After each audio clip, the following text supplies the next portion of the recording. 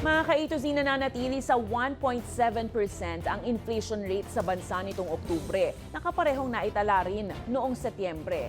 Pero kahit na wala o maliit na paggalaw lamang sa inflation rate, patuloy naman na umaaray ang publiko sa mahal ng mga bilihin.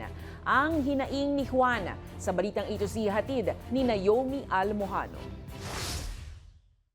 Pasakit na ngang nararanasang sunod-sunod na kalamidad at malalakas na pag-uulan, aray ko pa rin ang daing ng publiko sa taas naman ng presyo ng mga bilihin ngayon sa merkado. Si Nanay Ani, todo ang pagtitipid sa kanyang karinderya.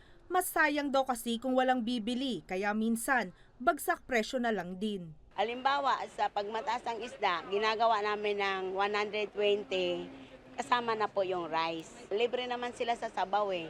Kahit mahal ang rekado ng mga sasabaw, dyan na rin sila bumabawi. Sa kanin naman, nagtaas ng 5 piso ang kanyang karinderya mula sa dating 10 piso. Naglalaro sa 50 hanggang 80 pesos naman ang presyo ng ulam kada takal. Tulad ng mga karne, dati ang bili namin nasa 290, ngayon tumaas man siya pero nasa 10 piso lang. Sa bigas naman, 1,150. Ngayon, tumaas naman siya sa 1,250. Medyo 100 naman din po ang tinaas. Daing niya rin ang mahal na singil sa tubig. Gayong nagbabayad pa siya ng 15,000 pisong renta kada buwan para sa pwesto ng kanyang karinderya. Ramdam din ito ni Raya na isang minimum wage earner.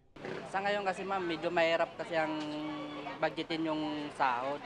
Kasi sa mahal nga ng bilihin, hahanap ka ng diskarte kung paano mo maibabudget yung pagkain sa halagang 100. Anila, naging mahirap sa bulsa ang nagdaang buwan dahil sa pagtaas ng presyo ng mga gastusin. Nitong Oktubre kasi nanatili pa rin sa 1.7% ang inflation rate sa bansa kapareho noong Setyembre.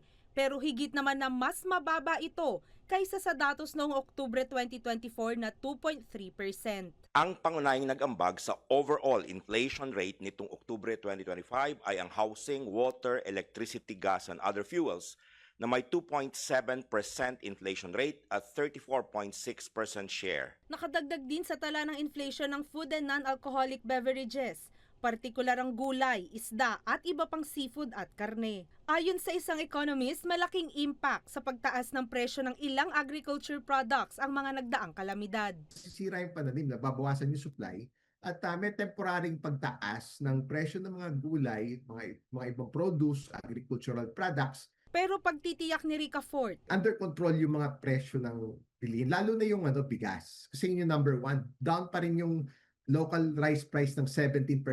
paalala pa ng ekonomista, bagaman banayad ang estado ng inflation, kailangang maging matalino pa rin sa paggamit ng pera. Gumastos lang ng naaayon sa pangangailangan at kakayahan. Para sa Balitang A to Z, Naomi Almojano.